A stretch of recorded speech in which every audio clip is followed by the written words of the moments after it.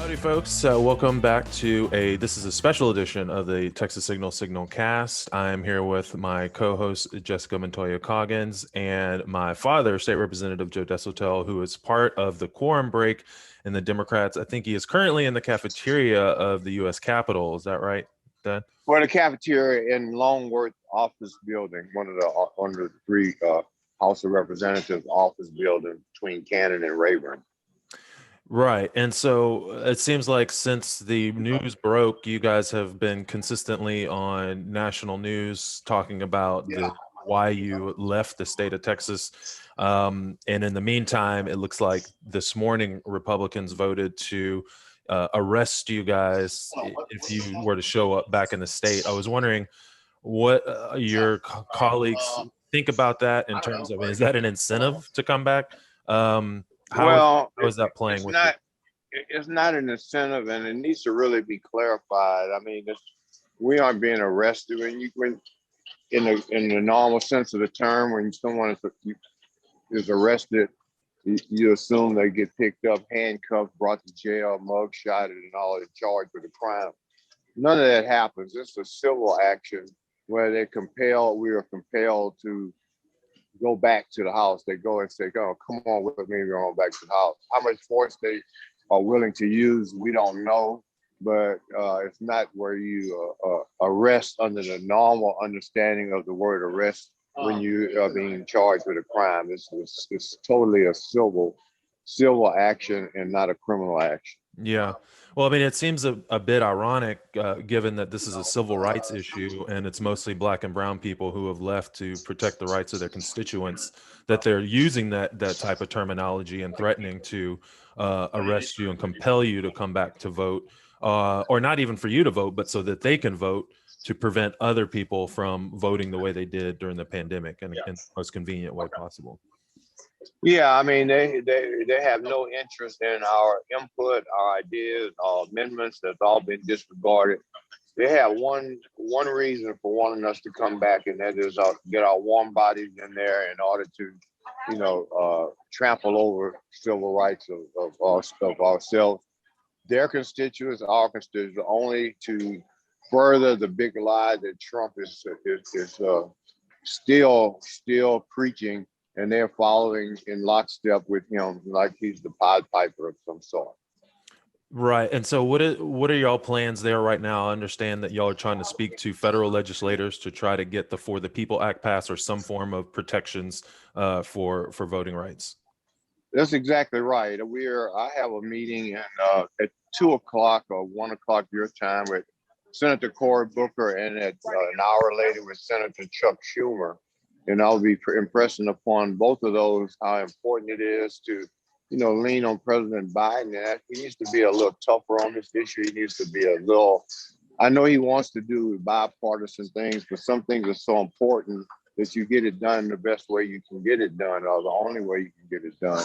So at some point, we hope to meet with Senator Manchin and the Senator from Arizona as well, and say, look, we need to amend, if not get rid of the filibuster, we need to at least put it aside on, for certain important reasons. And Representative, I saw that you also spoke with Lloyd Doggett and Mark Vesey. Did they have anything that they wanted to share? Because the For the People Act already passed the House, and it's just obviously it didn't pass the Senate. Did they have anything to say?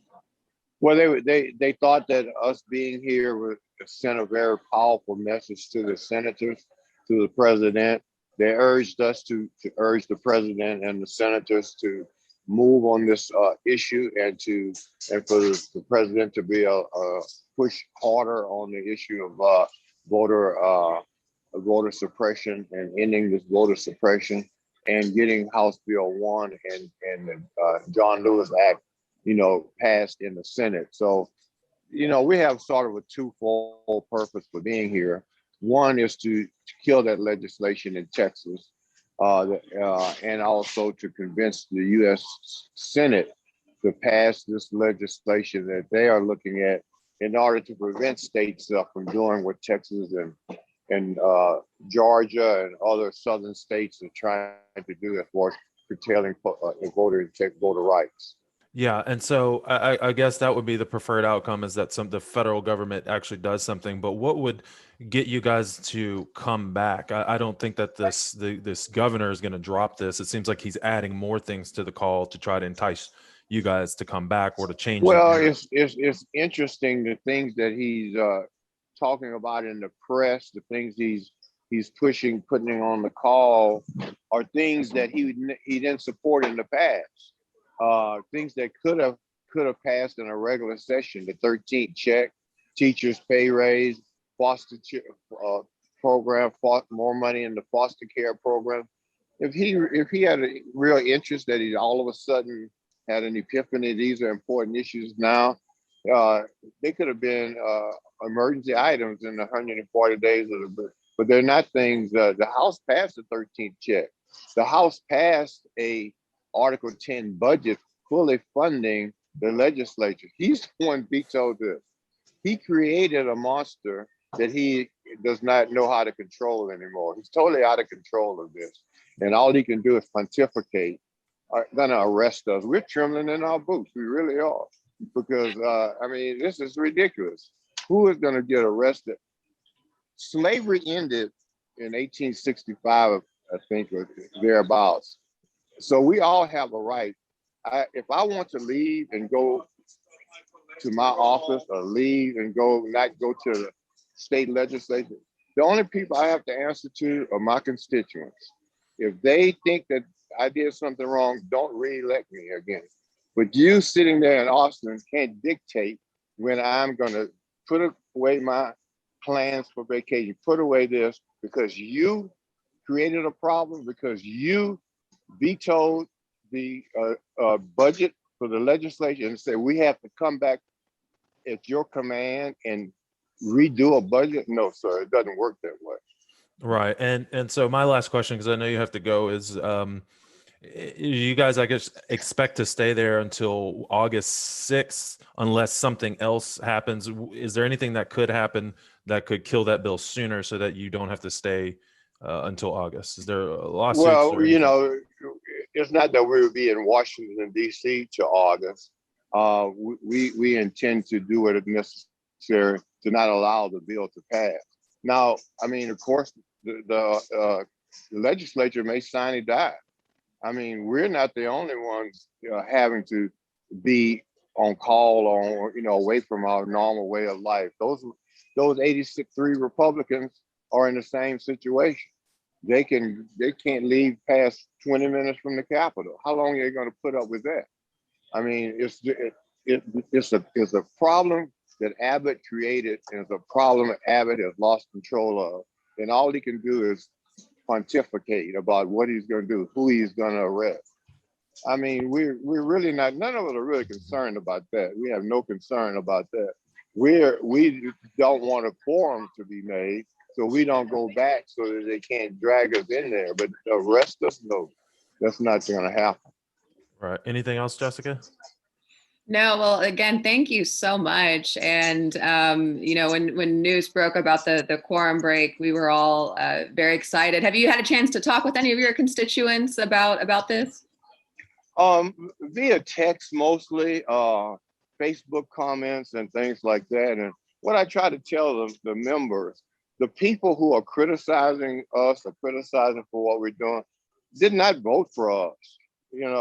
For I would say up to 90% of those that are making disparaging remarks did not vote and never would vote for a Democrat.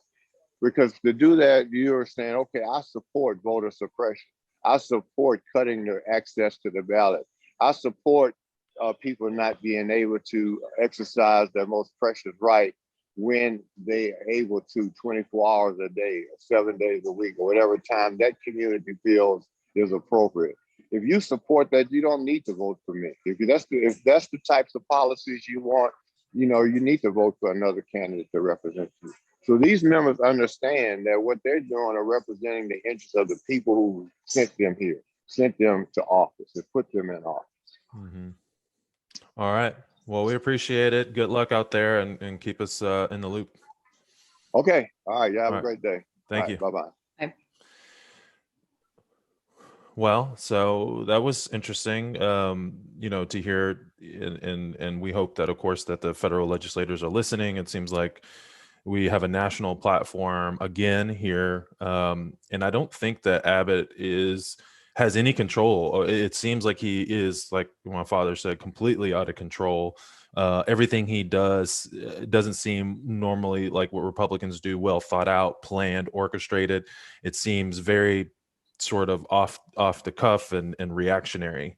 Well, no, and to your father's point, he also was bringing up legislation that had passed in the House, and then they sort of let it lapse. This is also the same person people were asking to enter our power grid. That was like the number one item. Did that happen? No. So this is, I'm in Dallas. This CPAC just occurred a few days ago. He didn't even make, a conciliatory 1%. So, Right. Yeah. In the straw poll for Yeah. who would be next president, there were other Texans, at least Ted Cruz was on there, and there was another Southern governor, but it was Ron DeSantis. Right. Yeah. So and I believe so at CPAC the presidential straw poll had Trump at 71 and then DeSantis at 20 or something, and then everyone else was sort of at that 1%. So it's clear they're playing for second place, right? The best anybody can do in the GOP right now is be second place to Trump, and so that is again the crux of this entire reason Democrats had to break quorum, is because Trump is pushing the big lie that he won the election. Republicans and Greg Abbott are just being following along with that narrative, and that's what this is all about. And it looks like they've lost complete control of the narrative, which is good for us, but it seems to be causing a lot of acute pain at the moment. So, and in addition to the voter suppression bill that is currently in limbo, this quorum break has also stopped a number of other those sort of culture war bills that Abbott has fervently tried to bring back. The transgender sports ban, another abortion ban, this one on medication abortion, critical race theory. Yeah, critical race theory. Again, just no school ever teaches that, but we can't say enough. I think we should. I think every time remind folks that it's not a real issue, but yeah, I agree that they're stopping a lot of really bad stuff, and we're starting to raise money off of it too. And folks out there are helping the Democrats raise money. It's just kind of coming from everywhere. Not quite as organized a situation as Republicans, but we never are. And in some case, in the chaos is where you can actually have debate and discussion. And that's a hallmark of the Democrats, which is, can be a double-edged sword for us sometimes. But I think it's great that your thought, that they're meeting with Senators Booker and Schumer. I know some other representatives, I think, were also meeting with Senator Padilla out of California and Gillibrand out of New York. And I mean, these are the colleagues of the people that we really need to, really just Joe Manchin and Kirsten Sinema.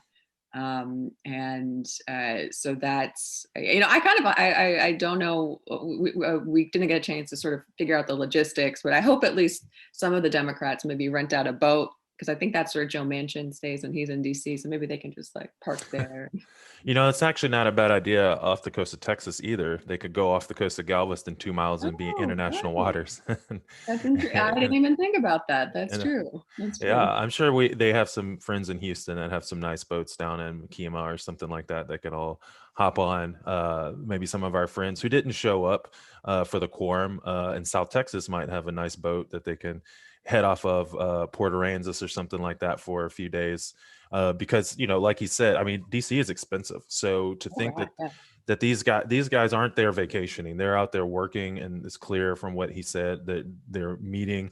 And we could see during the interview several other state representatives from Texas in the background just walking around on the phone, clearly very busy, making things happen and trying to set up meetings while we have this moment to really draw the attention to this. And so after, this week or so, they probably will have to make their way back to Texas or someplace closer to Texas.